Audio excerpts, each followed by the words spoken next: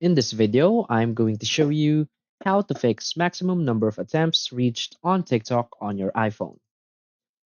So please watch the video until the end and follow this tutorial step by step to avoid making mistakes. So let's get started.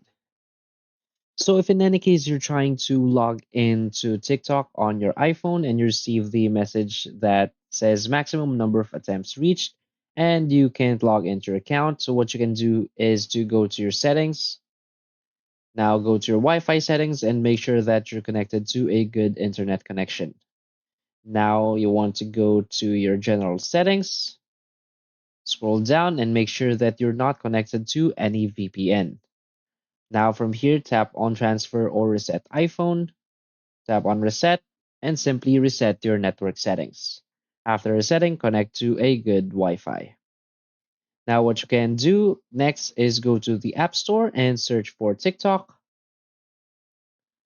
and make sure that the TikTok app is up to date. So as you can see, there's an update button here. So you might want to update it first. So after updating and it still doesn't work for you, what you can do is go back to your settings, go to screen time, go to content and privacy restrictions, and make sure that this is turned off. Now, again, you want to go back, go to general, go to iPhone storage, and from here, simply search for TikTok.